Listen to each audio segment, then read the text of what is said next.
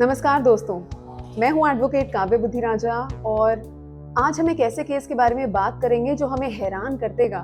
और ये घटना है महाराष्ट्र के थाने जिले की सेशंस कोर्ट की। तो आखिर ये पूरा केस है क्या, ये समझते हैं। एक 22 साल का मर्डर अक्यूज्ड, जिसका खबरों के अनुसार उसका नाम बताया जा रहा है कि वो है किरण संतोष भरम। सोमवार को वो महाराष्ट्र के थाने डिस्ट्रिक्ट के सेशंस कोर्ट के आगे पेश हुआ और इस दौरान उसने माननीय जज साहब पर चप्पल फेंक दी। जी हाँ, आपने ठीक सुना।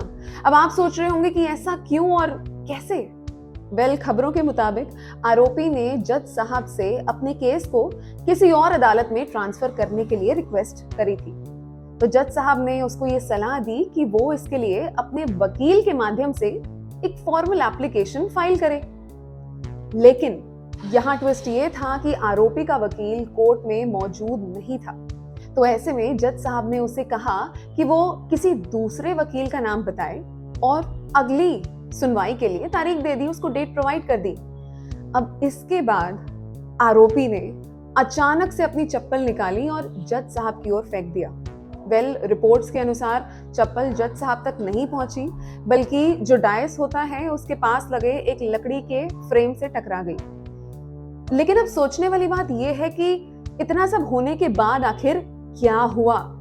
तो इस घटना के बाद आरोपी यानी कि अक्यूज्ड के खिलाफ एक एफआईआर दर्ज कराई गई। ये एफआईआर भारतीय न्याय संहिता यानी कि बीएनएस के सेक्शंस 132 और 125 के तहत दर्ज हुई है। अब आइए जानते हैं कि ये सेक्शंस क्या कहते हैं।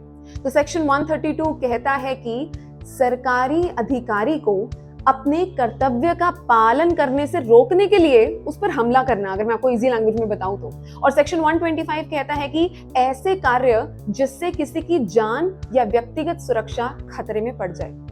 लेकिन इस पूरे घटनाक्रम से हमें क्या देखने में मिलता है?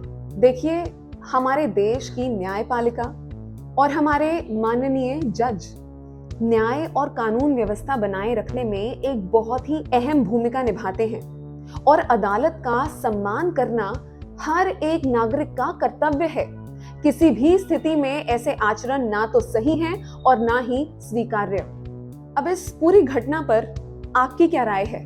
अपने जवाब हमें नीचे कमेंट सेक्शन में टाइप करके जरूर शेयर करिएगा। तो मिलते हैं अगली वीडियो में और ऐसे ही लीगल अपडेट्स के लिए बने रहें हमारे साथ। धन्यवाद।